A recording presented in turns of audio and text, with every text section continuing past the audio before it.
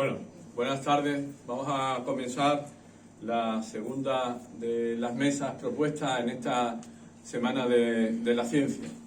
Si ayer disfrutábamos con una interesantísima conferencia de don Serafín Pazo, al que agradezco de nuevo la iniciativa de esta Semana de la Ciencia y, por supuesto, la aportación genial de la tarde de ayer, y yo simplemente hacía de maestro de ceremonias y le acompañaba. Es decir, ayer el protagonismo fue, por decirlo de alguna forma, y como se dice ahora modernamente en las universidades, de los seniors. Pues hoy les toca a los jóvenes. Yo quiero daros la bienvenida a esta casa, a vuestra casa, y que creo que el relevo generacional es importante en esta institución y en todas las instituciones. Hoy leía cómo las universidades españolas se van a quedar sin profesorado senior, sin profesorado ni sin catedráticos y titulares en una década posiblemente, pues el 40 al 50% de nosotros nos vayamos. Por lo tanto, hay que asegurar el relevo generacional en las universidades, hay que asegurar el relevo generacional en todas las instituciones y, por supuesto, también hay que asegurar ese relevo generacional en el Ateneo. Y ese fue uno de los objetivos por los cuales se creó la cátedra Ateneo Universidad de Cádiz, para, entre otras cosas, dar a conocer a los jóvenes a esta institución y que, a su vez, esta institución y la sociedad en general conozca lo que están haciendo los jóvenes gaditanos, los jóvenes en la Universidad de Cádiz, que es mucho y que es muy bueno, como vamos a tener oportunidad de ver ahora. Ya sabéis que la charla, la mesa de hoy está protagonizado por ellos. Ellos han sido premios a la excelencia académica en los cursos anteriores y hoy nos van a exponer. Yo agradezco el esfuerzo, el trabajo que han realizado, y nos van a exponer su trabajo. En concreto, en esta mesa que se llama Ciencia y Humanismo, una nueva cultura, y que coordina Diego Jiménez. Diego, de nuevo te doy las gracias por el esfuerzo, por el entusiasmo y por la capacidad que has tenido de atraer a los jóvenes a nuestra institución. Como digo, la mesa de hoy, Ciencia y Humanismo, está coordinada por él y, bueno, pues vamos a tener una serie de ponencias. La primera de las ponencias versará sobre las matemáticas. Se debe a Daniel Acosta Soba, que fue premio en ciencias de este Ateneo, y hablará desde el mundo moderno, desde Galileo, Descartes, Newton, Leibniz, hasta la importancia actual de las matemáticas. Él se encuentra ya trabajando en Estados Unidos y nos ha enviado la conferencia de forma que, bueno, que lo que vamos a hacer en primer lugar es poner el vídeo que él ha confeccionado, nos ha mandado. Yo le doy las gracias desde aquí a Daniel por el trabajo llevado a cabo. La segunda de las ponencias será, creo que la de medicina, ¿no? Me parece, la de medicina, sí, de Santiago de los Reyes, que nos hablará de medicina y humanismo, la conservación del legado hipocrático. Él también fue de los premiados, en este caso, en Ciencias de la Salud. Posteriormente, Laura Muñoz nos hablará de la ciencia y las artes, ciencia, artes y medios de comunicación, la lengua como medio de difusión y divulgación de la ciencia. Y por último, Paula Ortega nos hablará de la enseñanza de la ciencia, la integración músico-matemática en entornos educativos gamificados, la enseñanza de las matemáticas a través de la música. Creo que son 4 o 5 experiencias muy interesantes. Creo que vamos a disfrutar, y cuando terminen, pues se establecerá el correspondiente debate para que nos aclaren, nos digan o nos comenten aquello que ustedes crean conveniente. Así que muchas gracias a todos. Les reitero las gracias, no solamente de parte mía, sino también de la Junta Directiva, por el esfuerzo que habéis llevado a cabo. Y nada, comenzamos cuando tú digas, Diego, ¿vale? Muchas gracias. Venga, muchas gracias.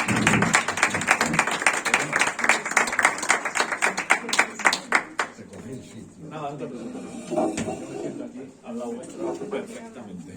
No. Soy muy grande.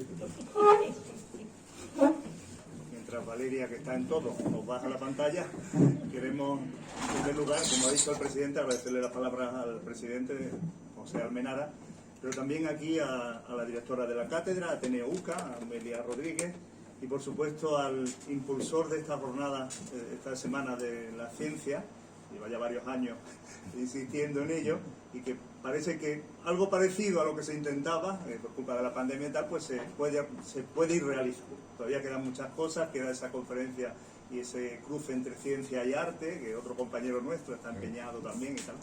Pero hoy vamos a aprovechar el empuje y digamos que un poco la calidad de las exposiciones y el trabajo también de alumnos que han sido egresados de la UCA, que concursaban en las dos últimas convocatorias a los premios de excelencia académica que conseguía la cátedra Ateneo UCA, ¿no?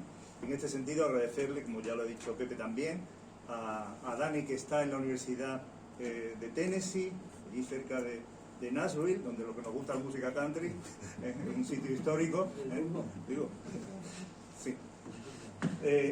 Que nos ha mandado, por problemas de conexiones y tal, nos ha mandado grabada su intervención. A Santi, que hablará aquí en vivo y en directo, igual que él hablará sobre la medicina, sobre la medicina y el humanismo. Hablaremos también un poco de Hipócrates, del legado hipocrático. Luego Laura hablará, como ha dicho Pepe también, de ciencia, arte y medios de comunicación y de la lengua como ese medio de difusión y divulgación de la ciencia. Y luego Paula cerrará hablando de la integración músico-matemática en entornos educativos, gamificados, a través de juegos y tal, en más moderno. Entonces vamos a comenzar con mi introducción. Aproximadamente cada ponencia se llevará unos 10-15 minutos, porque nos damos una composición de lugar. Vamos a ampliar.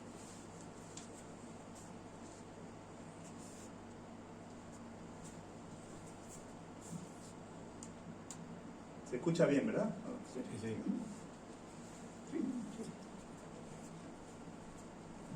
Sí. Bueno, la ponencia que voy a desarrollar es muy modesta en el sentido de que es imposible abordar un tema como la ciencia y el humanismo y la necesidad del encuentro entre ciencias y humanidades. Vamos a hablar del humanismo, porque el humanismo digamos que es un movimiento cultural diferente a lo que entendemos muchas veces cuando hablamos de humano, humanismo, humanitarismo, poshumanismo, transhumanismo.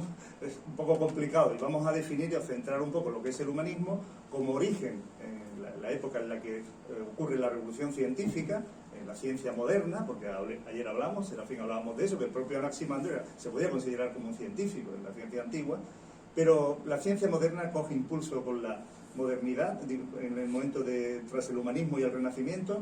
Y hablaremos ahí, llegando a la actualidad, al tema de los problemas que puede crear una tecnología, simplemente problemas de adaptación, fundamentalmente una tecnología avanzada, complicada, en algunas cosas transhumana, desde nuestro concepto de humano actual.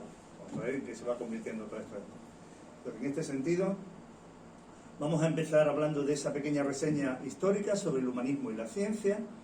Luego hablaremos usando un poco ciencia, tecnología y sociedad en la actualidad, y la necesidad, como abocan ya muchos divulgadores científicos, por supuesto, casi todos, pero muchos científicos, muchos humanistas, de la necesidad del encuentro entre ciencias y humanidades en esa tercera cultura de interrelación y transversal en este sentido. Empezamos con el humanismo y la ciencia. Evidentemente el término humanismo es un término complejo, es complicado porque tiene muchísimos ángulos, muchísimas perspectivas desde las que poderlo analizar. Y simplemente por intentar colocar la cosa, si se fijan ustedes, simplemente si estudiáramos el pasado a través de la arqueología, la antropología, las primeras teorías sociales, o estudiáramos la realidad actual, en esa política a veces difícil de entender, la economía, el avance de la tecnología y el futuro, el tipo de futuro de ser humano que viene y de entorno medioambiental en el que nos vamos a mover, pues la verdad es que es complicado. Nosotros, para aclararnos un poco en este tema, movernos bien, vamos a decir que habría dos perspectivas o dos básicas o principales. Una, entender por humanismo ese movimiento de apertura cultural que se produjo en el Renacimiento y que se renovó en ese momento el estudio de las humanidades y las ciencias del mundo clásico, principalmente griego y romano, aunque también de otros, ¿no? Y desde una perspectiva más actualizada podíamos entender el humanismo como la valoración de lo humano, la valoración por encima de todo. Tengamos muy en cuenta que el planeta no es de los humanos. El planeta no es de los humanos, ni el cosmos es de los humanos, pero estamos en este planeta y entendemos por humanismo esa valoración sobre todo del ser humano, de sus cualidades, de sus potencialidades, al margen o al margen nunca, sobre su propia dimensión biológica. Bueno, el Renacimiento no voy a insistir mucho en eso porque ustedes lo conocen de sobra. Fue un movimiento de revalorización de los conocimientos del mundo clásico, un movimiento intelectual, cultural, también científico, que se materializó sobre todo en Europa en ese siglo XVI y fue un vehículo principal en el Renacimiento más que el griego, el latín. El latín fue muy importante, sobre todo cuando coincide con las primeras bibliotecas a raíz de la invención de la imprenta de Gutenberg, ¿no? En la antigüedad ya se habían desarrollado ciencias todavía no consideradas como tales, ¿no? Pero aunque los términos son griegos, para la matemática, para la física, pues, todos términos griegos, pero no tendrían el mismo alcance, el mismo campo que ahora, ¿no? Si vamos a esa etapa del humanismo, o del Renacimiento, todo esto se debe fundamentalmente a gente muy ilustrada que pudo y rescató los textos y obras de pensadores y científicos antiguos y que consiguió coleccionarlos, sacarlas a la luz desde los distintos conventos y monasterios y coleccionarlos en las nuevas bibliotecas. Gracias a esa invención de la imprenta de Gutenberg, aquí en Sevilla tenemos la famosa biblioteca del hijo de Cristóbal Colón, de Hernando Colón, una biblioteca impresionante, era un bibliógrafo muy conocido y se ha escrito mucho sobre ella, ¿no? Sobre esa biblioteca, sobre su orden y cómo funcionaba y tal. Nosotros tenemos también en el Ateneo muy buenos bibliotecarios. En Erasmo de Rotterdam, que fue el principal impulsor del humanismo, que era filósofo, teólogo, que también trabajó en una imprenta, fue siempre enemigo del autoritarismo, muy enemigo, y era un pensador libre, como todos estos que van a empezar a pensar al margen de la tradición, al margen del teocentrismo medieval, y hacía una fuerte crítica. Atención, estas cosas a mí me gusta decirlas porque estamos en una etapa en que es justo lo contrario. Movemos una etapa en la que los likes, me gusta, aplausos, alabanzas, eso están a la orden del día, pero es muy importante, como decían los antiguos, ayer hacíamos alusión también a ese oráculo de Delfos, ¿no? Que el principal conocimiento es conocerse a uno mismo. El conocerse a uno mismo y de alguna forma Erasmo, que fue una persona bastante internacional, bastante europeísta en este sentido, lleva su nombre el programa Erasmus, por ese carácter un poco abierto, liberal en ese sentido y también crítico con el excesivo ombliguismo. En cuanto a las características principales del humanismo, ya sabemos que las básicas son el antropocentrismo, la mirada hacia el hombre, ese giro antropológico, ¿no?, que se produce frente al teocentrismo medieval, y las creencias que irán dejando paso a la curiosidad científica ante la naturaleza, los conocimientos por la naturaleza y el universo, y esa confianza en la razón frente al clásico confianza en la fe, ¿no? Las cualidades principales fueron las que de alguna forma se animaron más: el espíritu científico, la valoración de ese conocimiento del universo, y el humanismo, ese movimiento, facilitó esa colección de fantásticas obras antiguas, obras de mucho peso, de mucho contenido científico, como la física de Aristóteles, la botánica de Theophrastos, la física de Arquímedes, o la medicina de Hipócrates. Luego Santi nos va a hablar un poco de esto también, del juramento hipocrático y tal, del legado hipocrático, luego de Galeno. La historia natural, que es la biología, ¿no?, la biología de Plinio el Viejo, o la cosmografía de Ptolomeo, etc. Son muchos los textos y las obras que vinieron a traer. Vamos a ir terminando con la reseña sobre el humanismo, insistiendo en lo que decíamos ayer en la primera jornada. Nuestro presidente Pepe hablaba de cómo la ciencia, realmente la ciencia actual, arranca, coge fuerza y coge modo a través de la ciencia de Galileo, a través por supuesto de Galileo, de Bacon, de Newton, de todos los que van a ir apareciendo, de Copérnico, ¿no? Pero principalmente la ciencia nueva, que va a aparecer, que se va a llamar la ciencia moderna o la revolución científica, fundamentalmente parte con ese libro de Copérnico en 1543, en que centra la cosmovisión del Sol como centro, de heliocéntrica, frente al antiguo geocentrismo, y va a coger mucha fuerza con el método de Descartes, con el aparato filosófico y matemático de Descartes, de evidencia, análisis, síntesis y la recomposición, que está casi en todos los métodos científicos, y Galileo Galilei, con la importancia que le da enorme, igual que Newton lo hará después, a la observación y la experimentación. Allí hablamos muchísimo de la observación. Francis Bacon decía que el conocimiento, que manejara el conocimiento, o incluso decía que tuviera la información, cosa que hoy día la tenemos ahí, la información, iba a manejar el mundo, pero que había que dominar la naturaleza a través de la ciencia, que era el instrumento ideal, y que para esa ciencia avanzara hacía falta un método, hay que seguir un método ordenado, ¿no? En ese momento, en la ciencia, en esa época previa, bueno, casi en el Renacimiento, la idea que va a aparecer y se va a unir mucho a eso es el desarrollo científico-técnico y la idea de progreso, que es otro clásico. Creo que luego citará también Laura, citará la obra de Galileo, Diálogos sobre los dos máximos sistemas del mundo, un discurso, un desarrollo muy interesante entre unos personajes sobre cómo iba cambiando la visión, la cosmovisión del mundo, y digamos que si prácticamente culmina en esa época, cuando se le da un poco el brochazo final, es cuando aparecen los principios matemáticas de Newton, cuando aparecen esas leyes de la mecánica, de la gravitación universal. Ayer hablábamos también de gravitación, la verdad que hablábamos de muchas cosas al mismo tiempo, y esa presentación de una nueva cosmología. Eso sería un poco una presentación rapidísima, una breve reseña rápida sobre el, digamos, más histórico-filosófica, sobre la importancia del humanismo y el Renacimiento en la nueva revolución científica que se va a producir ahí. En cuanto a los problemas que tenemos hoy día delante, en la actualidad, en lo que se refiere al avance científico-tecnológico, asistimos sin ninguna duda a un espectacular desarrollo de la ciencia, a pesar de que no se fomenta lo suficiente la investigación, y más bien se fomenta bastante poco, pero sí hay un desarrollo de la ciencia muy apoyada por las últimas tecnologías, que nos lleva a situaciones un poco de bastante incertidumbre y de cierta inquietud. Pensemos en ramas o en técnicas como la de la física nuclear, la mecánica cuántica, lo que aparece ahí, ¿no? La ingeniería genética, la biotecnología, el avance impresionante de la neurociencia en este siglo, en estos años, estas décadas, el tema de la robótica, la inteligencia artificial, la realidad virtual, lo que nos va a crear, ciertos problemas que nos va a crear. Nuestro conocimiento está basado sobre la percepción de la realidad con las herramientas con las que hemos trabajado siempre, en filosofía y en ciencia y en psicología, pero lo que viene es muy diferente, Sí, en la percepción también, pero ¿qué percepción?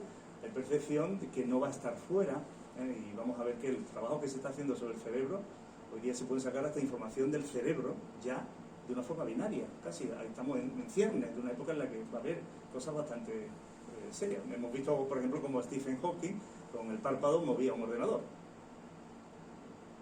Siempre movía el ordenador y sabemos de toda la vida lo que supone el sí, el no, el uno y el cero en lógica, ¿no?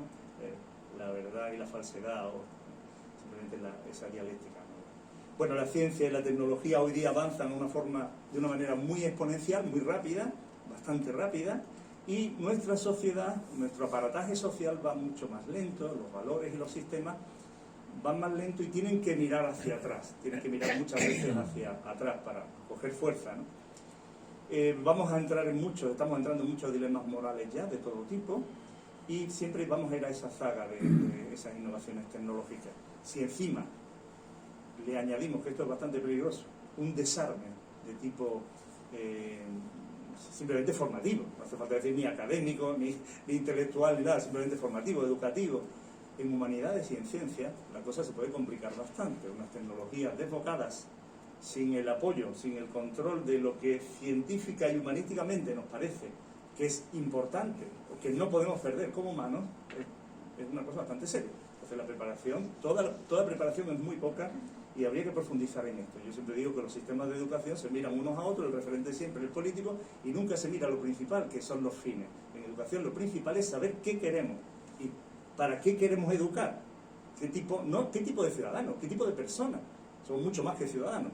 ¿Qué tipo de personas? ¿No? A todos niveles, a nivel espiritual, a nivel político, y entonces eso es muy importante trabajarlo en educación. En cuanto a la inteligencia artificial y el Big Data, los algoritmos, todo lo que se está moviendo, esto va a sustituir muchísimo a la decisión personal. Yo recuerdo en un encuentro que tuvimos en Galicia una vez con un ingeniero argentino que me decía que estaba haciendo, que su tesis doctoral iba sobre la toma de decisiones. Y eso hace ya muchos años. Y yo no sabía lo que era eso, ni sabía lo que era. Y cuando ya me fue explicando poquito a poco de qué iba aquello, digo, aquí hay tela, pero tela. Porque precisamente lo que nos diferencia a los seres humanos es tomar decisiones continuamente, de todo tipo. Venir aquí, no venir, lo que sea. Pero estamos continuamente tomando decisiones y es muy importante en esto sabernos separar de las máquinas. Bueno, la dependencia tecnológica es enorme y hace falta una reflexión ética sobre esto. Hoy venía, sin hacer publicidad, pero venía hablando otra vez de los escapes de Facebook, de la cantidad de documentos que se filtran a los gobiernos y a tal. Sabemos también que hace el año pasado, 90 y tantos usuarios de Facebook quedaron en el aire, en un limbo, con todos sus datos por ahí. Es muy peligroso el robo de datos, las influencias en los procesos electorales, las fake news, las noticias falsas, ese discurso de la mentira que se va instalando, es peligroso. Bueno, simplemente decir que el debate público debe ir animándose, debe ir creciendo frente a esta situación. Y como decía antes, voy acabando esta parte,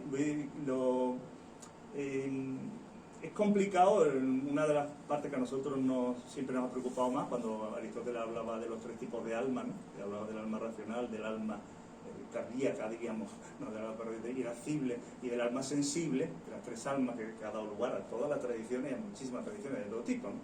El platonismo y el cristianismo y lo que supone Europa y lo que supone nuestra mentalidad, prácticamente hay una línea muy clara de... Pues si habláramos de la importancia que tiene el cerebro, que hoy día la máxima importancia, sabemos que hoy ya sabemos que el corazón es un músculo, pero el cerebro, la importancia que tiene el cerebro es bestial, es nuestro recinto sagrado, digamos, ¿no? Cuando hoy se puede abordar ya, empieza a poder abordarse el cerebro humano, hay que tener mucho cuidado con la vigilancia, con el espionaje cerebral. Mucho cuidado porque eso está ahí, eso va a estar ahí ya, bastante pronto, ¿no? No es tan difícil el convertir los impulsos eléctricos a información binaria.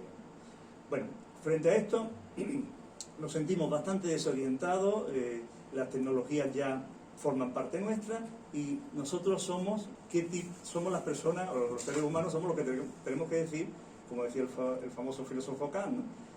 Quiénes somos, qué podemos saber, qué podemos conocer y qué podemos hacer. Prácticamente las tres preguntas principales sobre lo que es un ser humano. ¿Quiénes somos? ¿De dónde vengo? ¿Qué puedo saber y qué puedo hacer?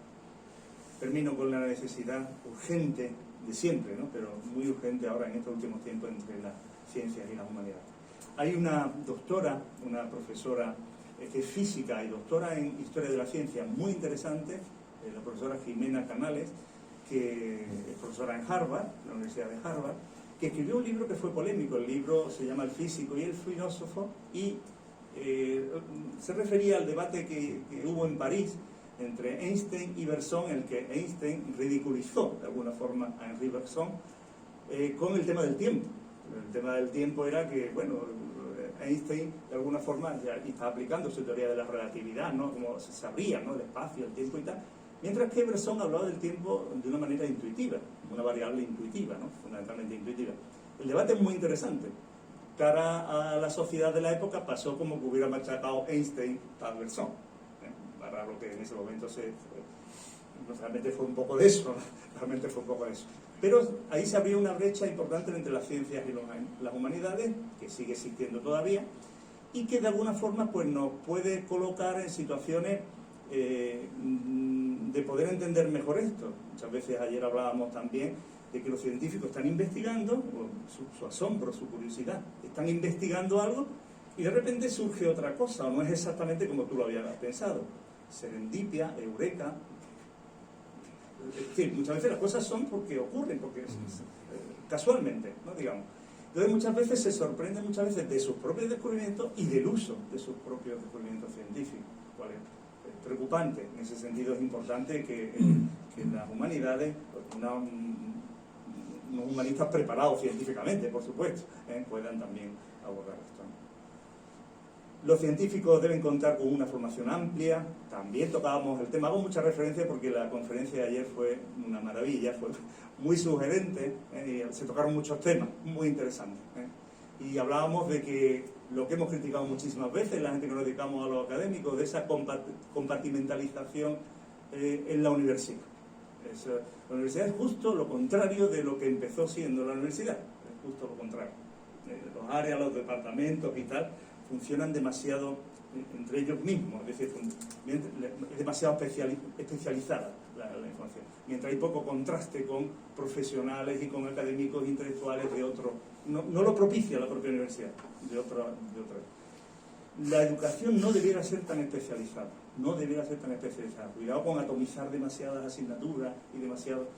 Hay que tener una visión un poquito más general y no perder lo principal de la ciencia y lo principal de las humanidades y de la ética, por supuesto, ¿no? Hay un dicho famoso que hace referencia a la doctora Jimena, que en su libro y tal, a eso de que la ciencia trata de problemas suaves, por tanto, pero de manera dura, va duramente a lo que va a analizar y a estudiar en serio, mientras que la filosofía trata de problemas duros, pero de manera suave, por una aproximación un poco. En fin, ante esto, ya termino, perdón porque me estoy alargando un poquito más de la cuenta, simplemente decir que en 1959, en una conferencia en Cambridge de Charles Snow, fue la primera vez oficial que después del desencuentro que se había producido, se habló de la importancia de solucionar los problemas del mundo con ese intento de acercamiento entre las ciencias y las humanidades, que hemos tenido científicos y divulgadores que han insistido mucho en eso. Ahí, por orden de nombre y fotos, ahí están Einstein, Heisenberg con Bohr, Mario Bunge, Carl Sagan, famoso divulgador, y pues Stephen Hawking, etc. Hablan todos de la importancia de los dos, y en el 95 apareció ese famoso libro de lo que se llama hoy Tercera Cultura, que es el libro de Brockman, en el que decía que habría que interrelacionar los conocimientos filosóficos, humanistas, con los conocimientos científicos. Prácticamente eso es lo que hacen hoy pensadores muy, digamos, cotizados y bastante consumidos. Consumidos no ellos, sino consumidos por el público, sus lecturas y tal, como Roger Penrose, Richard Dawkins, Steven Pinker, el psicólogo, Marvin Minsky, que utiliza mucho la inteligencia artificial, Daniel Dennett, etcétera, son personajes importantísimos en esto. Y decir, por último, que las humanidades deben abrir ese campo a la ciencia, y las ciencias deben cuestionar, continuamente interrogar y modernizar a las humanidades, y que ojalá que esa tercera cultura pueda animar a una tradición humanista, a una reflexión profunda sobre los fines y sobre los medios, al considerar el impacto, digamos, antihumanista de los avances tecnocientíficos, que es lo que había un poco en lo control. Muchas gracias y disculpen la...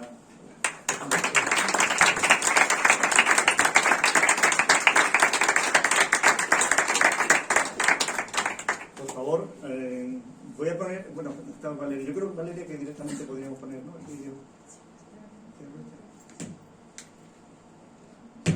Vamos a escuchar a Daniel Acosta, que fue uno de los premiados en el área de ciencia, en la primera convocatoria, perdón, la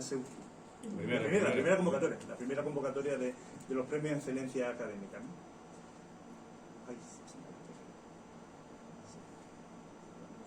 se va un poquito lento.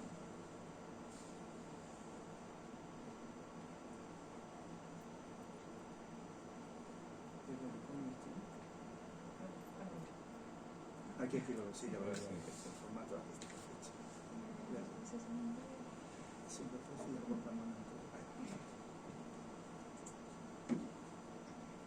Buenas tardes, mi nombre es Daniel Acosta. En primer lugar, le quería dar las gracias a Diego por su invitación y a todos los ateneístas por permitirme participar hoy en esta maravillosa jornada sobre ciencia y humanismo.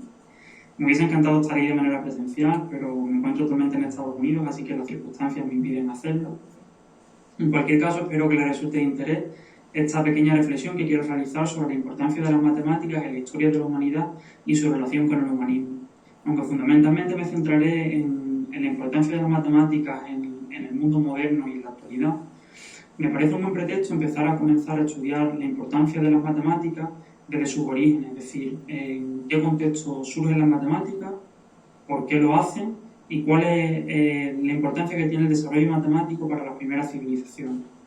Las matemáticas nacen en el periodo comprendido entre el año 15.000 y el 10.000 a.C. y lo hacen básicamente para satisfacer unas necesidades básicas que tenían los agricultores de la época. Estos necesitaban una serie de herramientas que les permitiesen perimetrar y dividir sus zonas de cultivo, además de contar los animales que se encontraban en sus tierras. Esto va a dar lugar a los conceptos básicos de suma y multiplicación, que sentarían las bases para lo que posteriormente se conocería como la aritmética y la geometría.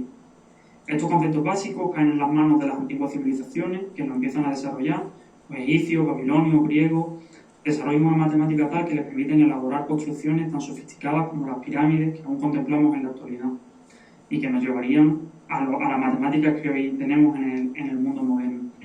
Pero no solo eso, la matemática, el desarrollo matemático va a suponer un desarrollo en el pensamiento de estas civilizaciones, provocando revoluciones en la manera de comportarse de los individuos dentro de la sociedad de la época.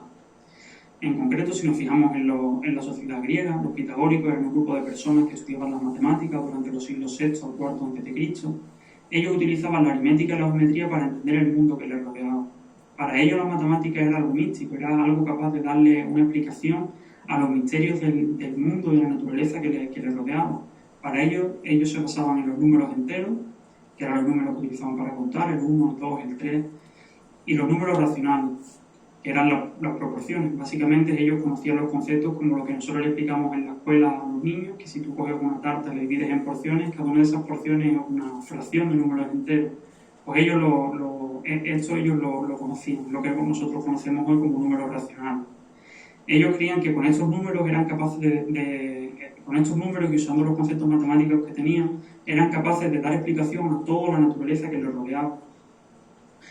Pero poco a poco fueron desarrollando las matemáticas y se dieron cuenta, o conocieron ciertos resultados, como es el caso del teorema de Pitágoras, que es un famoso resultado que yo creo que a todo el mundo nos lo han enseñado en las escuelas, y que relaciona los catetos de un triángulo rectángulo con la hipotenusa, que además de tener muchísimas aplicaciones este resultado en la geometría, va a tener unas profundas implicaciones en la sociedad de la época, ya que uno de los pitagóricos, Hipaso de Metaponto, se va a dar cuenta que si construye un triángulo rectángulo con catetos de longitud 1, en la hipotenusa misteriosamente aparece un número que a ellos se les escapaba de su conocimiento.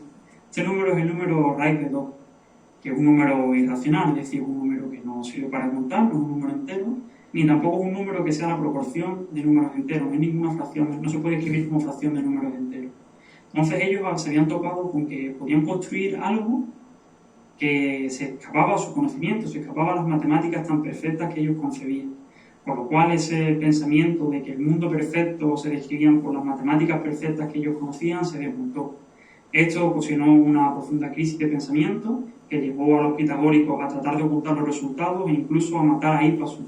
Se cuenta que los pitagóricos llevaron en un barco a Hipaso a medio del océano y lo tiraron por la borda. O sea, imaginaos la importancia que tuvo este descubrimiento para la sociedad, para los pitagóricos y por ende para la sociedad griega de la época, para llegar hasta este extremo, ¿no?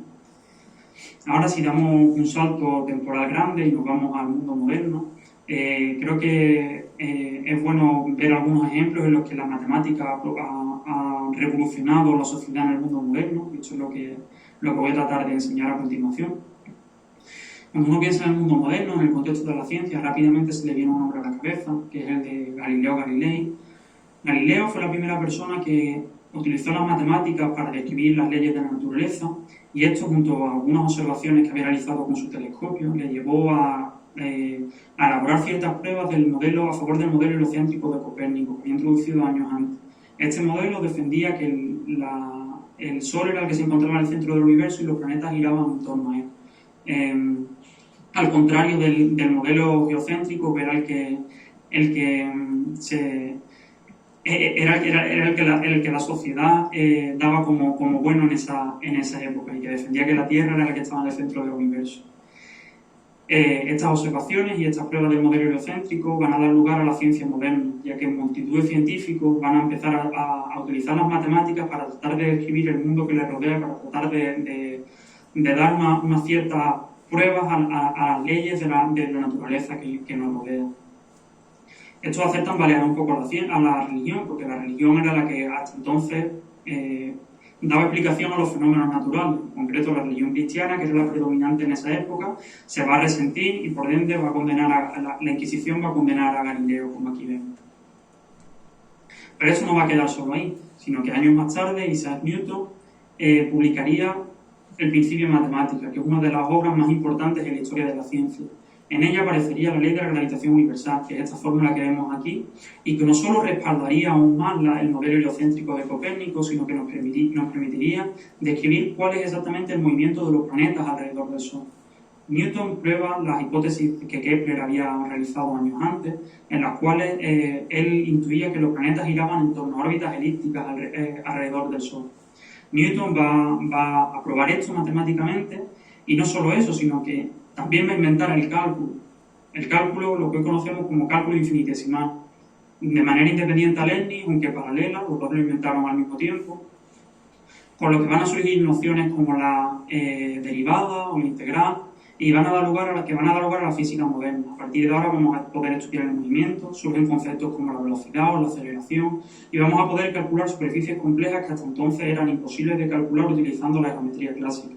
Además de elaborar predicciones, es decir, vamos a ser capaces de elaborar modelos que nos van a dar predicciones de acontecimientos futuros.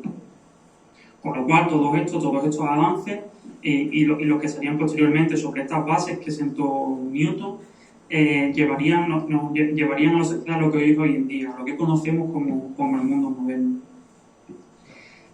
Por otro lado, si nos vamos también unos años al futuro, la historia más reciente de la humanidad, hay otra persona que ha tenido una persona que ha desarrollado las matemáticas de un modo tal que han tenido una importancia trascendental en la historia de la humanidad. Turing es el padre teórico del ordenador, que como sabemos todos ha revolucionado la sociedad que conocemos hoy en día. Él no vio ningún ordenador como lo que tenemos hoy en día construido porque tristemente falleció en el año 1954. Pero sí que él hizo un modelo en el que predecía cuál iba a ser el comportamiento de los ordenadores y los fallos que estos iban a tener. Estos conocimientos sobre matemática e informática llevaron a Turing a tener un papel fundamental en la Segunda Guerra Mundial, ya que él y su equipo ayudaron a descifrar la máquina Enigma que usaban los nazis para transmitir mensajes a los submarinos que se encontraban en el Océano Atlántico durante esta guerra. Esto se cree que acortó la duración de la guerra entre 2 y 4 años en favor de la victoria de los aliados, salvando 14 millones de vidas. O sea, imaginad la importancia que tuvo estos conocimientos, este desarrollo matemático que hizo Turing en la sociedad de la época y en la sociedad actual, porque hace menos de un siglo que esto ocurrió. Además, él elaboró un modelo matemático que predecía la formación de patrones en los seres vivos. Y este modelo se quedó un poco en la sombra hasta recientemente, que hay muchos científicos que han empezado a estudiarlo de nuevo. Gracias a la capacidad de computación que tenemos hoy en día, se pueden hacer simulaciones en las que se ha comprobado que este modelo no solo predice la formación de patrones como puntos o rayas en los animales, como por ejemplo las cebras, sino que también no predice la distribución de las plumas en las aves o la formación de extremidades en los mamíferos. Y ya, si nos fijamos en la importancia de las matemáticas en la actualidad, podemos dar multitud de ejemplos de multitud de aplicaciones diferentes de las matemáticas. Me gustaría ilustrar algunos, como por ejemplo en la mecánica. Se utiliza muchísimo el modelo de Navier-Stokes, introducido en el siglo XIX, y que describe la mecánica de los fluidos. Este modelo tiene multitud de aplicaciones en muchísimos sectores y es bastante complejo, lo que le ha llevado a ser uno de los problemas del milenio. Por otro lado, en economía, una rama de las matemáticas llamada las ciencias actuariales se dedican a valorar los riesgos y primas de seguro y productos financieros. Con total seguridad, valga la redundancia, todos los que estamos aquí presentes hemos contratado alguna vez un seguro, por lo cual hemos usado indirectamente estas ciencias actuariales. Y en este contexto me gustaría destacar el modelo de Black-Scholes y Merton, que también colaboró en él y que se introdujo en el siglo XX y que servía en un principio para valorar opciones, que son derivados de las acciones, un tipo de producto financiero, y que actualmente se utiliza para valorar multitud de productos financieros. Este modelo supuso una revolución en la economía mundial y llevó a Scholes y a Merton a ganar el Premio Nobel de Economía en 1997. Desafortunadamente, Black había fallecido años antes. En medicina también hay multitud de aplicaciones, por ejemplo, la transformada de Fourier, que se introdujo en el siglo XIX, sirve para lo que comúnmente se conoce como TAP, la tomografía sea computerizada. La estadística se usa en la epidemiología, como hemos podido comprobar en estos últimos años, por la epidemia la pandemia que estamos sufriendo, aunque cada vez estos datos estadísticos los vemos con mejor cara, ya que la cosa cada vez pinta mejor, afortunadamente. Otras técnicas, como las ecuaciones en derivadas parciales, se utilizan para estudiar el tratamiento de algunas enfermedades, como el cáncer, y para estudiar el comportamiento de ciertos fármacos. En seguridad, las matemáticas tienen una aplicación fundamental en nuestro día a día, ya que la criptografía se dedica a cifrar los datos y contraseñas que nosotros usamos a diario en nuestros dispositivos, ya sean móviles, ordenadores, etc. Y en la logística también tienen una importancia fundamental hoy en día. Todo el mundo, yo creo que hemos utilizado alguna vez una página para comprar productos online. Estas páginas utilizan matemáticas por todos lados, ya que la investigación operativa, que es una de las ramas de la matemática, ha sufrido un desarrollo brutal en estos últimos años, llevando a mejoras sustanciales en el almacenamiento y transporte de mercancías, que nos permiten tener la logística que tenemos hoy en día, la capacidad de comprar y de distribuir productos que existe actualmente. Y así nos podríamos tirar semanas hablando de aplicaciones de las matemáticas. Las matemáticas están actualmente por todos lados. Yo creo que cualquier cosa que uno pueda pensar se puede estudiar desde un punto de vista matemático, e incluso desde más de uno, porque hay veces que hay distintas ramas de las matemáticas que estudian un mismo problema, intentando dar soluciones desde distintos puntos de vista.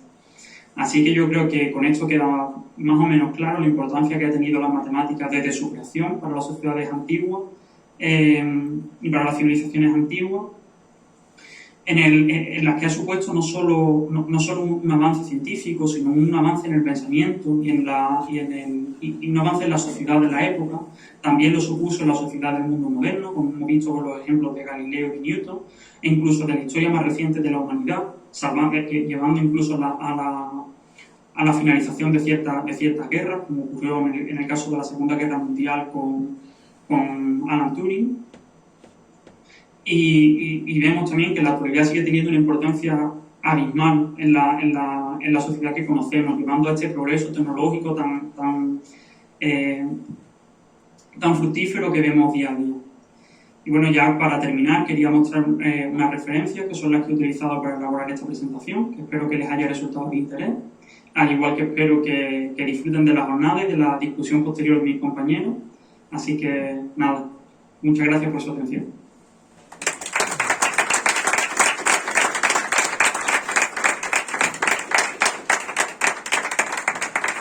Gracias a Dani, que nos va a ver desde Tennessee.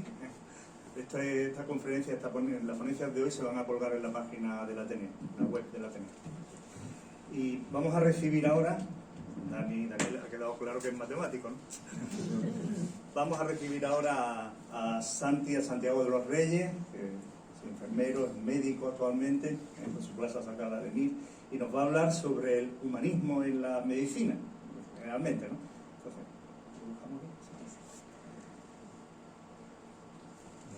cuando quieras, Santi.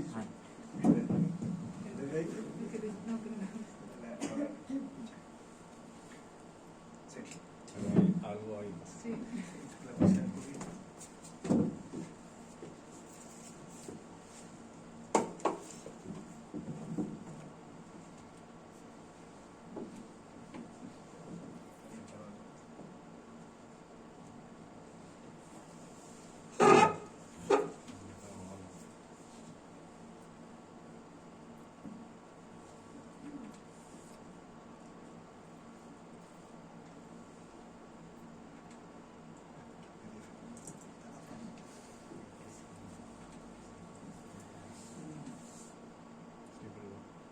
El problema es que tienes ahí...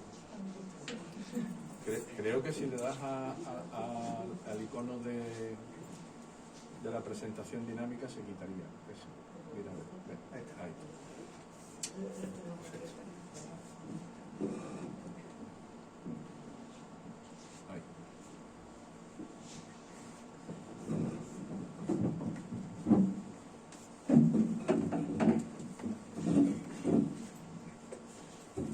tardes a todos y a todas. Mi nombre es Santiago de los Reyes. Soy, como bien ha dicho antes Diego, soy médico residente de Medicina Interna en el Hospital Universitario de Puerta del Mar, aquí al ladito. Y nada, en primer lugar quería dar las gracias al Ateneo, a la Cátedra Ateneo de Cádiz Universidad. Agradecer también la organización de esta Semana de la Ciencia, al presidente del Ateneo, a Serafín, por supuesto también a Diego, por la invitación a esta mesa, ¿no? A este punto de encuentro entre humanismo y ciencia. Y bueno, como no podía ser de otra forma, pues yo voy a hablar del binomio de humanismo y medicina. He querido titular a esta breve intervención como humanismo y medicina, la conservación del legado hipocrático, porque este binomio entre el humanismo y la medicina, pues vamos a ver que lleva cohesionado prácticamente desde que surge la medicina moderna o occidental, tal y como la conocemos. Voy a procurar que sea algo breve, algo que sea dinámico, atractivo y espero que sea enriquecedor para todo y para todas. Luego estableceremos el debate si surge. Bien, la forma en la que he estructurado esta intervención va a estar vertebrado en 4 puntos fundamentales, en un eje de 4 puntos. Primero nos vamos a plantear los conceptos de humanismo o humanitarismo. ¿En qué pensamos cuando estamos hablando de humanismo en medicina, ¿no? A continuación vamos a centrarnos brevemente en hacer un repaso sobre la finalidad y los fines que tiene la medicina en sí misma como disciplina, como probablemente una de las más humanas de las ciencias, la importancia del humanismo en medicina y la relación que ésta tiene con la ética médica, y bueno, pues cerraremos un poco con probablemente el documento médico más famoso a lo largo de la historia, ¿no? Que es el juramento hipocrático y que es de rigurosa actualidad y que sigue vigente en nuestros días. Pues bien, nos hacemos la primera pregunta, ¿no? De ese binomio de humanismo y medicina. ¿Hablamos de humanismo o hablamos de humanitarismo? Pues bien, cuando nos vamos a las definiciones de ambos conceptos, nos centramos en que el humanismo habla del cultivo o conocimiento de las letras humanas, de esos movimientos renacentistas, como bien ha estado señalando anteriormente Diego, que propugnaban la restauración de todos los valores humanos a partir de resurgir de la historia, del conocimiento acumulado y de la cultura, o bien una definición que quizás nos interesa más al caso, como una doctrina o una actitud vital que es integradora de los valores humanos. Luego, por otro lado, tenemos el concepto de humanitarismo, que se define como aquello que mira o que se refiere al bien del género humano, aquello que es benigno, que es caritativo, benéfico, y también, bueno, hay otra acepción que es que tiene como finalidad aliviar o mitigar los padecimientos y las calamidades de la humanidad. Entonces, cuando pensamos en un médico que es humanista o un médico que es humano, ¿en qué estamos pensando? ¿En esa definición de humanismo o de humanitarismo, ¿no?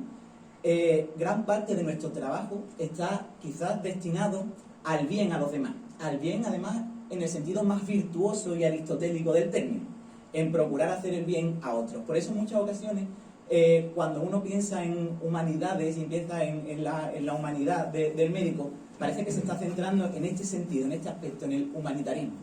Pero Ignacio Chávez, un eminente médico, cardiólogo mexicano y también antropólogo de la medicina, se presentó esta misma dicotomía. Y de hecho se llega a la conclusión de que no se puede ser humanitario si previamente no se es humanista. ¿Por qué? Porque cultivar los valores, no solamente pues un médico que sepa recitar a Petrarca, ¿no? Sino quizás los valores que tienen que ver con saber hacer el bien a los demás, los valores que deben regir la moral, son fundamentales para acercar la atención humana a la persona que está padeciendo. De hecho, en un sentido muy amplio, Ignacio Chávez hablaba de que nos tenemos que replantear el humanismo en la medicina. No tenía que ser esa cultura quizás tan estática y tan clásica, sino que tenía que ser conocer las lenguas, pero las lenguas vivas, no solamente las lenguas muertas. Acercarnos a los idiomas y a las formas de hablar que tiene la gente a la que el médico va a asistir. Conocer la cultura de los pueblos, conocer la historia moderna, la historia reciente, también nuestra propia historia como rama del conocimiento. Porque muchas veces conocer la historia de la medicina nos permite entender de dónde venimos y hacia dónde vamos. Por lo tanto, es como una premisa. Para poder hacer una medicina humanitaria, previamente tenemos que ser humanistas. De hecho, hablaba que un médico culto va a atender mejor a un paciente, pero no por el hecho de poder darle mejor ciencia, no le vamos a dar un mejor conocimiento y una mejor ciencia médica, sino sencillamente porque es verdad que nos vamos a convertir en mejores personas. Sobre todo, eso lo va a notar mucho el paciente. Bien, ya que hemos definido qué serían esos principios del humanismo y el humanitarismo, vamos a centrarnos en la otra parte de ese binomio, que es la medicina, o mejor dicho, cuáles son los fines que persigue la medicina. Pues bien, Ruy Pérez Tamayo hace un esfuerzo de síntesis, que yo además secundo porque me parece muy elegante, y quita toda esa paja que hay actualmente con la tecnificación que está sufriendo la medicina en los últimos 2 siglos, y nos quedamos con la esencia pura de la medicina, con los principios nucleares. ¿Cuáles son los fines que tenemos como médicos? Pues tenemos fundamentalmente 3. Uno de ellos es proteger y preservar la salud, curar o aliviar los padecimientos, y cuando no podamos ni siquiera aliviar, al menos acompañar al que está sufriendo. Y por último, evitar las muertes prematuras e innecesarias. Estos son los fines que tiene la medicina, y no tiene ninguno más. Estamos viviendo una era en la que cada vez se están atribuyendo más funciones, más actividades, nos estamos como envalentonando, pero en un acto de humildad, las funciones que tenemos como médicos son estas 3 y ninguna más. Proteger, preservar la salud, curar o aliviar, cuando no podamos curar ni aliviar, proteger, y cuando sea posible, evitar muertes que sean prematuras o innecesarias. Estos son nuestros fines. Y como todos estos fines están orientados al bien de los demás, todo está nucleado y todo está fundamentado en algo que ha sido inmutable a lo largo de toda la historia de la medicina. Y es probablemente lo que le da sentido a nuestra profesión, porque es una situación que se da en la medicina y que no ocurre en ningún otro contexto. Y es la relación entre el médico y el paciente. La medicina es tan antigua que probablemente tuvo que surgir muchísimo antes de que el Homo sapiens existiese sobre la Tierra. Nuestros antepasados, un homínido cualquiera, en algún momento tuvo que sentirse enfermo. Acudió a otro pidiéndole ayuda y en algún momento determinado ese otro decidió dársela. Ahí surgió el primer momento del acto médico, porque en definitiva somos humanos, personas que estamos cuidando de otras personas. Así se inició la medicina y así sigue siendo a día de hoy. Estamos viviendo un momento en el que el médico tiene a su disposición un abanico de ciencia, de tecnología, de dispositivos electrónicos que están permitiendo afinar los tratamientos, los diagnósticos, de una forma que era impensable hace 2.000, 3.000, 4.000 años atrás. Sin embargo, el acto médico sigue siendo, en esencia, el mismo.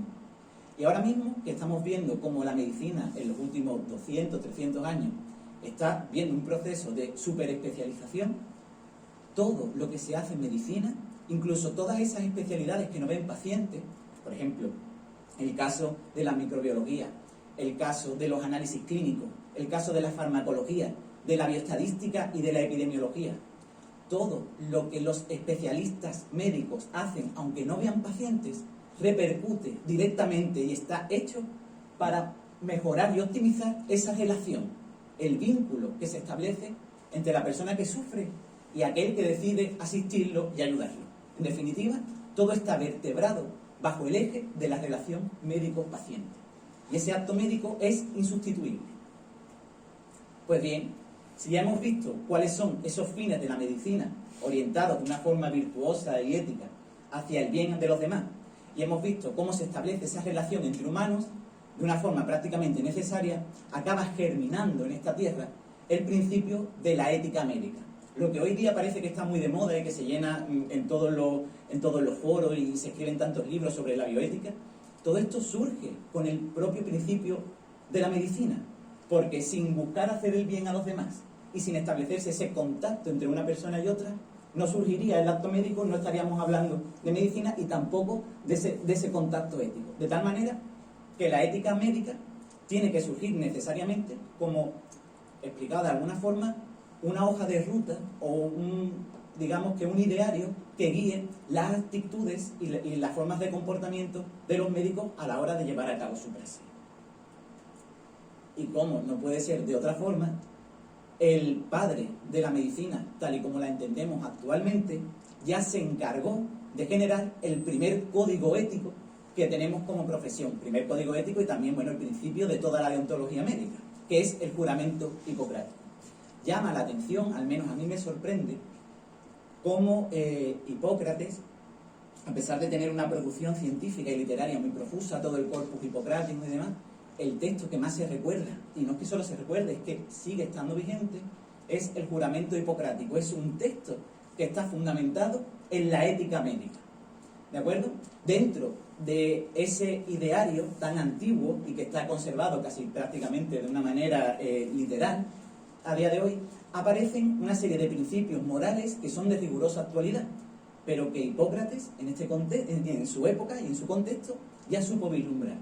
Uno de ellos es el compromiso del estudio continuado.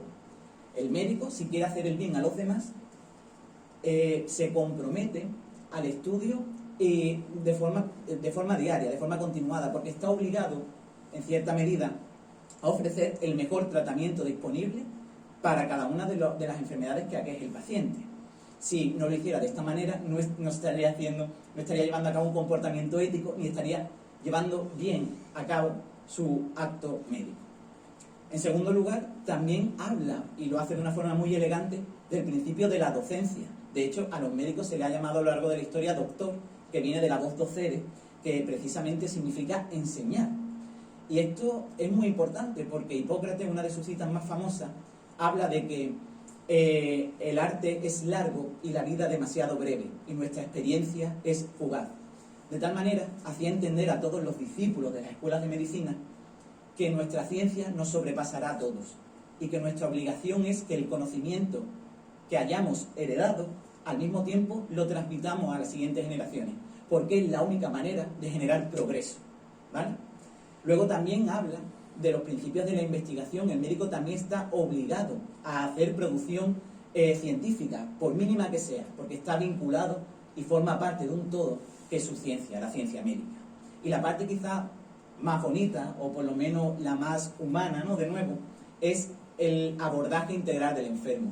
Se vislumbra el entender al enfermo no de una manera parcelada, como su patología, sino entenderlo como un ser total, un ser que sufre y que padece, ¿vale? Imbricado y entendido dentro de su contexto laboral, social, familiar, etc. En definitiva, todos estos principios que aparecen recogidos en el juramento hipocrático, lo que buscan, en definitiva, es mejorar la relación entre el médico y el paciente. Aquí les he traído algunos fragmentos del juramento hipocrático. Si se ve muy pequeñito, no se preocupen, que yo se los voy a leer, donde se señalan esos principios que rigen el código deontológico, la ética, y que son de rigurosa actualidad hoy día. Algunos de ellos, por ejemplo, es el principio de la docencia. En el juramento hipocrático, cuando uno termina los estudios, esto se sigue jurando en las facultades de medicina, uno se compromete a enseñarle este arte gratuitamente si quieren aprenderlo, comunicar las enseñanzas secretas y la doctrina a mis hijos y a los hijos de mis maestros. Aquí se ve reflejado el principio de la docencia. Y además una cosa muy bonita, que es el respeto al conocimiento acumulado, el respeto a aquellos que te enseñaron a ti. También aparece vislumbrado el principio del secreto profesional, que sigue vigente en la actualidad.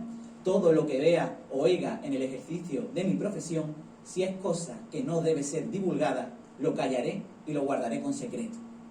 Aparece también el principio de la no maleficencia, aparece varias veces en el texto, pero le he traído aquí quizá la frase más representativa, que dice que jamás le daré a nadie medicamento mortal, o bien el principio de la beneficencia, que en cuanto pueda y sepa, de nuevo un gesto de humildad, usaré las reglas dietéticas en provecho de los enfermos.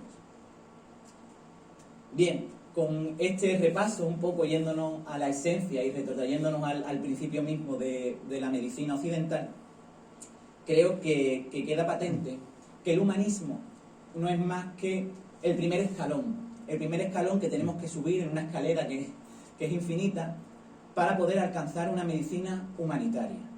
Conocer el contexto en el que las personas se desarrollan, el contexto donde las personas viven, cómo hacen su vida, cómo entienden lo que es la salud y lo que es la enfermedad, nos llevará a atenderlos de una mejor forma, nos llevarán a entenderlos más como personas y no tanto como pacientes, y de esa manera alcanzaremos ese principio de la medicina humanitaria.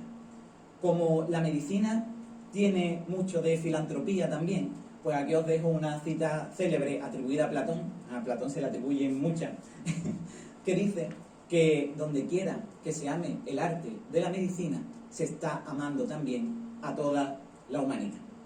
La verdad es que esta relación, este binomio, este vínculo que existe entre el humanismo y la ciencia médica es muy antiguo. Lo que parece realmente sorprendente y novedoso es que nos estemos dando cuenta ahora. Así que bueno, aquí tienen la cita bibliográfica de algunas de las referencias que he utilizado para esta breve intervención.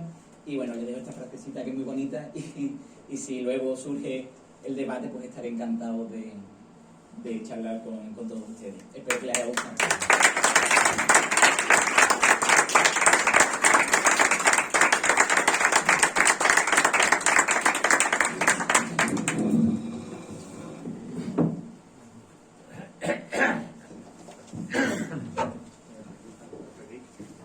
Gracias, Santi. Por favor, Laura Muñoz Prián, que es filóloga francesa, le gusta mucho la lengua, la comunicación y el arte. Un trabajo sobre su TFG, ¿verdad?, sobre el cine, los orígenes del cine en Francia. Y hoy va a hablar de ella misma, lo voy a decir ahora mismo. Ahí aparece, ¿no? Lo tenéis aquí, ahí tienes tu sí.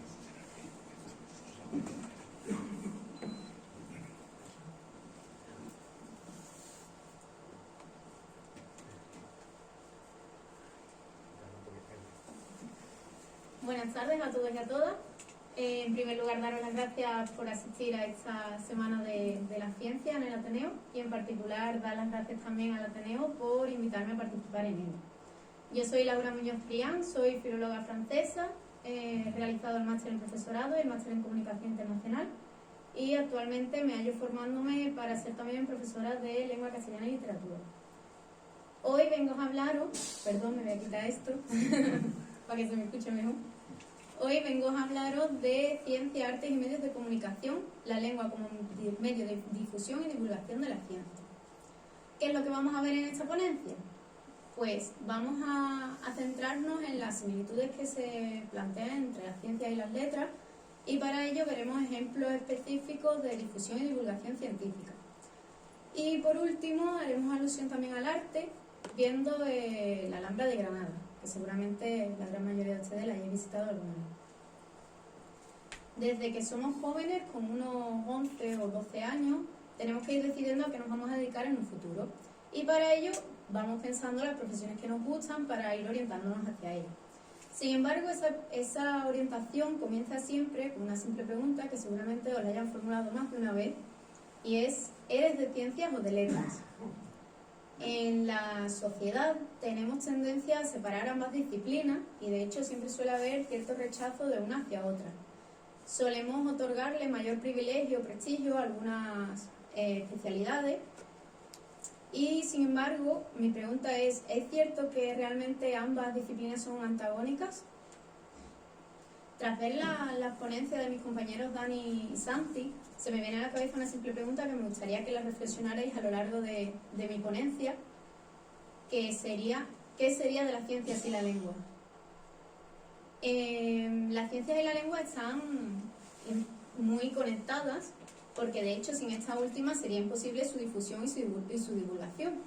De hecho, fue Galileo Galilei, del cual ya han hablado Diego y Dani, uno de los primeros en utilizar esta relación, escribiendo su libro Diálogo sobre los dos máximos sistemas del mundo, en 1632, del cual ya también habló un poco Diego. Si bien en la época era el latín la lengua de difusión, o sea, el lenguaje de la ciencia, Galileo decidió utilizar el italiano con el fin de que la ciencia llegara al máximo número de personas. A partir de ese momento, la mirada hacia la divulgación científica cambió, considerándose útil e importante acercar la ciencia a la sociedad. Por ello, para acercarla se debía hacer de la ciencia algo atractivo e interesante. Si nos fijamos en la sociedad de los siglos XX y XXI, podemos observar la inmensa cantidad de contenidos científicos que consumimos nosotros diariamente. Tenemos desde libros, películas, series de televisión o programas, hasta juegos educativos e infantiles. De hecho, un gran ejemplo de ello y que recoge todas estas áreas es una serie de televisión francesa, Il était une fois la vie, que probablemente la conozcamos todos como Érase una vez el cuerpo humano. Esta serie de 1987 tenía una vocación didáctica y divulgativa y trataba aspectos como la anatomía, las enfermedades y los hábitos de vida saludables. Sin embargo, fue una serie que fue mucho más allá y creó fascículos coleccionables en los que encontramos libros, cintas de vídeo y DVD, un poco añejas ya, y piezas montables con las que los niños podían ir construyendo el cuerpo humano a la vez que iban aprendiendo. Más tarde también sacaron juegos educativos, tanto de mesa como de ordenador. Otro gran ejemplo de divulgación científica, y que quizás hayáis visto algunos de vosotros, es la serie Cosmos, protagonizada por el astrónomo estadounidense Carl Sagan. Esta serie de 1980 tenía como finalidad difundir la historia de la astronomía y la ciencia. Más recientemente tenemos un programa de televisión bastante próximo, que seguramente sea más conocido por todos, y es protagonizado por Edouard Punset, Redes. Su último programa se emitió en 2013 y a través de entrevistas a expertos de prestigio, trataba temas científicos y filosóficos. Y de hecho es una herramienta que se utiliza mucho en las clases de filosofía en bachillerato.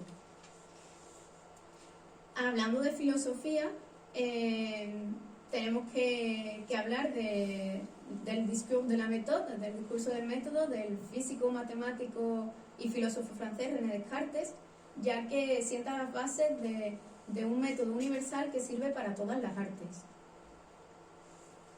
Como podemos ver, la lengua tiene un papel imprescindible en la ciencia, ya que todo conocimiento teórico necesita recogerse por escrito para asegurar así su propia existencia y su propio desarrollo. En la actualidad podemos observar que hay una inmensa cantidad de publicaciones científicas en formatos libros, revistas o artículos científicos que suponen un gran avance para el conocimiento y para la ciencia. A continuación me gustaría mostraros esta encuesta realizada en 2018 por la Fundación Española para el Conocimiento y la Tecnología sobre la percepción social de la ciencia y la tecnología en España. Como podemos ver, los medios de comunicación, como son la televisión o internet, son los medios más utilizados por la ciudadanía para informarse sobre ciencia. Y de hecho estoy segura de que la gran mayoría de nosotros, por no decir todos, hemos estado buscando en los informativos, en la televisión o bien por internet, noticias con respecto al COVID-19 o a la actual erupción volcánica de La Palma.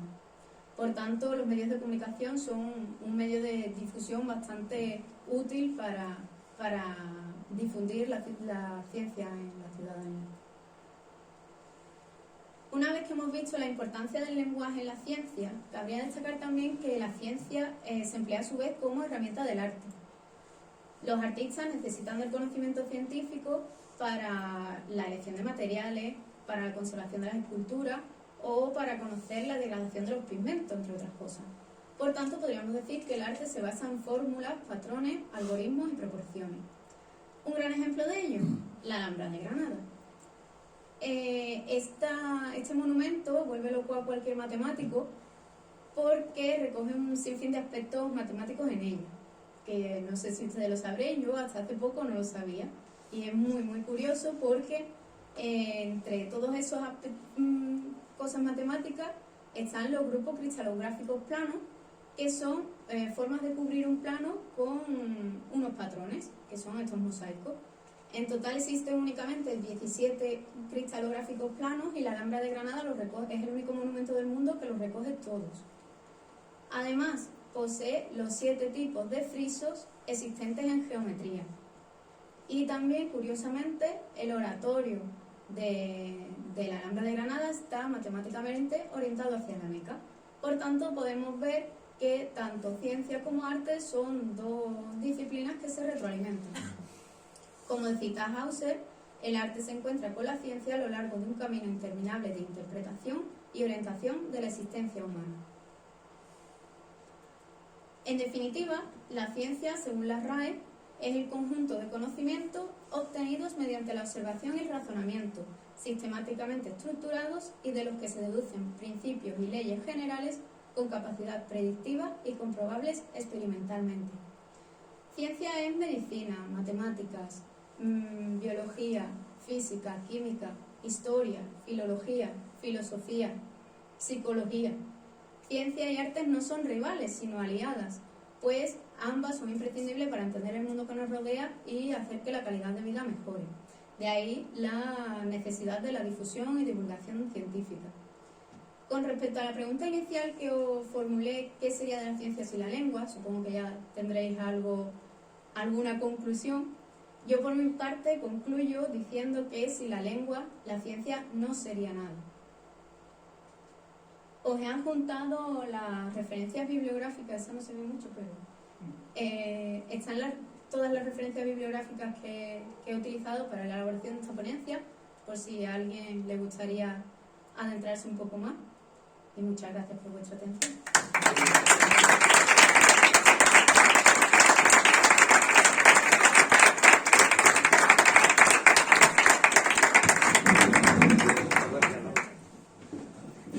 Gracias a Laura. Por favor,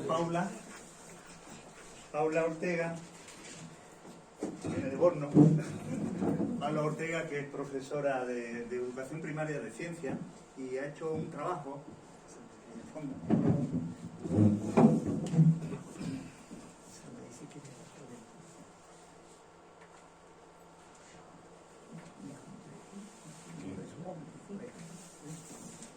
Y ha hecho un trabajo sobre la enseñanza de las matemáticas. Ahí mismo aparece la interacción músico-matemática en entornos educativos gamificados. Simplemente una pequeña referencia, no sé si me voy a adelantar algo de lo que tú digas y tal. Hay un problema en matemáticas siempre, en la enseñanza de las matemáticas, siempre he oído hablar del tema de los conceptos y tal, y hay una tendencia cada vez más clara, todavía le cuesta un poco más, fijaros todavía en el tema de género, a las chicas que a los chicos. En general, todavía todos los indicadores son claros todavía en matemáticas. Y una forma de integración, que creo que tú vas por ahí un poco con esa idea, es a través cada vez más de ciertos juegos ¿verdad? que introducen y que se desarrollan mucho con otras artes y otras de esto, ¿verdad? Sí. En este caso con la música. Exactamente. Pues bueno, buenas tardes en primer lugar a todos y a todas. Gracias Diego también por la presentación y por contribuir desde el Ateneo a una actividad como esta, porque yo la considero muy importante de cara a la vinculación entre la ciencia y la humanidad. Y bueno, yo me vuelvo a presentar, soy Paula Ortega García, maestra de educación primaria y realicé el grado por la especialidad de música. He realizado también el máster en investigación educativa y bueno, actualmente pues me encuentro opositando de cara a entrar a formar parte del cuerpo de maestros. Y bueno, me uno a esta mesa esta tarde junto a mis compañeros para abordar la enseñanza de las matemáticas, pero desde el campo educativo, ¿no? Desde la didáctica del ámbito matemático en la escuela, sobre todo en la educación primaria. Y lo haré desde el proyecto, pues es un proyecto de investigación en el que ya vengo trabajando desde hace unos 4 años y se denomina Musgamimat. Empiezo a formar parte de él cuando me uno como alumna colaboradora a un proyecto que ya existía, que se denomina Gamimat, cuyo líder, ¿no?, lo lidera José Carlos Piñero, mi profesor de didáctica de las matemáticas. Y básicamente, pues, por mi interés por la música, pues surge este proyecto de investigación. Y como indica el título, pues vamos a integrar la música y las matemáticas en entornos educativos gamificados, como veremos a continuación.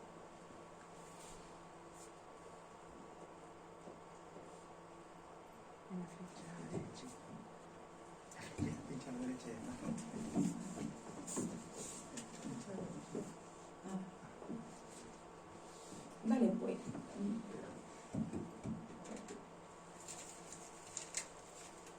ahora se proyectará la diapositiva.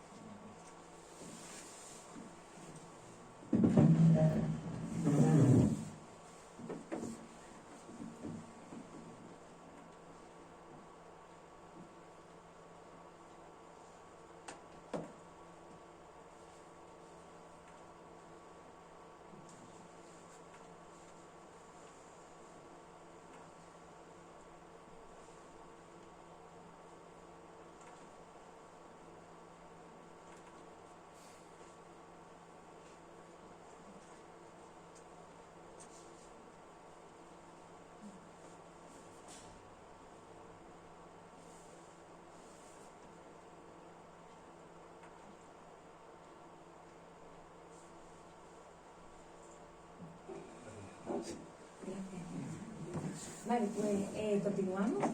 Y ahora pues, me gustaría lanzar una pregunta pues, para que reflexionéis o si a alguien le apetece y que podría compartir su perspectiva. La pregunta sería, a lo largo de vuestro crecimiento, ¿no? En vuestra etapa como estudiantes o actualmente, ¿qué relación habéis tenido o tenéis con la música y las matemáticas? Es decir, en esa balanza, ¿cómo está equilibrada? ¿Hay un plato que pesa más que otro? Yo ahora os daré mi perspectiva, pero si alguien quiere comentarme un poco cómo ha sido su relación con la música y con la matemática, yo se lo agradecería. Si no, pues lanzo un poco mi trayectoria. De la música poco, algunas generaciones de música poco, Pero por ejemplo, claro, sí, hemos sí. estudiado poco de música. Yo a la mayoría de personas, ¿no?, que le pregunto, pues me suelen decir que sí, con la matemática un poco, porque no le atraía mucho, que la ve muy difícil, y con la música realmente, bueno, podemos tener cierta vinculación más cercana, pero sí que es verdad que si yo invito a que alguien cante o toque un instrumento o baile, sí que hay también cierto rechazo. Por lo tanto, es como comparten una cierta reputación, ¿no? O somos malos o no, creemos que no se nos da bien una de las dos, o en ambas pues intentamos un poco evitarlas, ¿no? La buena relación no reluce, ¿no? Concretamente, en mi caso, yo me gustaría comentaros que cuando estaba en la educación primaria, pues con la música, debo decir que es una de mis pasiones y siempre pues me ha gustado mucho. Sin embargo, pues con la matemática mi relación no ha sido muy buena. Yo pues la encontraba aburrida o no me gustaba, los contenidos eran muy difíciles. Pero ¿qué ha ocurrido? Que conforme he ido ascendiendo, ¿no?, pues en bachillerato, en la carrera, pues he ido conociendo el conocimiento matemático y cómo se enseña, cómo los niños aprenden, y esto ha hecho pues que mi balanza se equilibre. Y claro, a mí esto me hace pensar, ¿no?, porque digo, ¿y esta relación por qué se puede dar, ¿no? ¿Cuáles son las causas de este sentimiento, ¿no?, que tenemos en ambas áreas? Pues, en primer lugar, pueden ser por los enfoques didácticos que se han aplicado en el ámbito educativo, ¿no? Tenemos enfoques más tradicionales y bueno, intentamos ahora pues tener enfoques pues más innovadores que capten la atención y el atractivo, ¿no?, pues, para el alumnado. También esto va a desembocar en la falta de motivación y en la predisposición del alumnado, obviamente, porque si no me atrae o no hace que me guste una materia en concreto, no puedo disfrutarla, ¿no?, o apurarla al máximo. Y por último, pues el desempeño docente, que es el que realmente pues a mí también me conmueve, ¿no?, porque como docente creo que es importante que esta idea, ¿no?, que prevalece actualmente, porque en las escuelas todavía vive, tenemos que intentar cambiarla, tenemos que darle una vuelta porque sigue imperando actualmente. Entonces, desde nuestro equipo de investigación pensamos que hay que aportar una alternativa metodológica. Y bueno, ¿en qué pilares nos basamos nosotros para esa alternativa? Pues, en primer lugar, en la integración curricular. Ya lo comentaba Diego, que tendemos a parcializar el conocimiento. El currículum actual educativo es matemáticas, contenidos matemáticos, música, contenidos musicales, y no se aboga por conectarlo, ¿no? Si realmente salimos a la calle y vamos a comprar y no vamos pensando, tengo que utilizar un contenido matemático, ¿no? Vivimos en una integración continua. Y bueno, nos basamos en Julio Torres, porque es un referente en cuanto a la integración curricular. Concretamente, vamos a integrar la música y las matemáticas. ¿Por qué? Porque desde la antigua Grecia ya, con los pitagóricos, pues Pitágoras abogaba por la armonía de las esferas, nos habla también del quadrivium y el trivium. En el quadrivium ya son los saberes más exactos y habla de la música, la geometría, la aritmética. Y hay muchos contenidos curriculares en educación que se pueden trabajar de forma integrada con el alumnado y hacerlo incluso más atractivo, porque Gardner, por ejemplo, en su teoría de la inteligencia múltiple, nos dice que la música es un elemento crucial para atraer al niño a contenidos más difíciles para ellos, y claro, en este caso en la matemática, pues es una herramienta de gran utilidad para llevarla al aula. Fibonacci, por ejemplo, con el número áureo, ¿no?, que también lo toma Mozart a la hora de componer múltiples obras clásicas, Y me voy un poco a la pedagogía musical, por ejemplo, Ward y Wittat, pues son pedagogos que intentan trabajar la música y las matemáticas pues, de forma conjunta, como intentamos nosotros en nuestro proyecto. ¿Cómo lo haremos? Pues vamos a recurrir a la gamificación, que es una técnica, gamificación viene de game, y es una técnica que es llevar al ámbito no lúdico herramientas lúdicas. Nace en el ámbito empresarial, pero nosotros pues lo hemos adaptado a la educación, ya viene adaptándose desde 2003 creo, y dentro de la gamificación tenemos diferentes estrategias. ¿Qué estrategia utilizamos nosotros? Pues las escape room, que ahora veremos, vamos a profundizar en ellas. Es un juego lúdico y mental y físico en el que nosotros concretamente encerramos a un grupo de alumnos en una sala. Y en la sala hay distintas pruebas. ¿Desde qué perspectiva vamos a diseñar las pruebas? Pues desde la integración músico-matemática. Va a haber contenido musical y contenido matemático para poder salir de esa sala. Tienen que movilizarse conjuntamente. Tienen una hora para poder salir y ya pues si lo consiguen, pues estupendo, habrán conseguido superar el juego. Y por último también hablar de la evaluación. ¿Por qué? Porque ahora que he realizado mi trabajo de fin de máster, creo que también es muy importante evaluar. Yo implemento esa herramienta, pero yo quiero ver qué pasa. Tengo que comprobar qué contenido músico-matemático pues, se ha movilizado. Y vamos a basarnos en un modelo de análisis didáctico que lo promueve Font Planas y Godina, y es un modelo puramente matemático, en el que se analizan contenido, procedimientos, normas matemáticas, y nosotros pues hemos propuesto una ampliación para que también entren los aspectos musicales. Aquí os traigo, mientras que voy explicando un poco, un ejemplo de una de las salas que hemos hecho el curso anterior, lo hicimos en 2021, en febrero o marzo, y bueno, es la sala de escape que montamos en un cole de Borno, y básicamente la sala tiene que tener un contexto, porque el alumno tiene que darle un sentido, ¿no? La contextualización también es muy importante a la hora de involucrar al alumnado en el juego. ¿El contexto cuál era? Pues Stradivarius, no sé si lo conocéis, es un luthier muy importante de Italia, que destaca pues, por destacaba, ¿no? Ya en el siglo XVI, por fabricar violines de muy alta calidad, y nadie ha podido igualar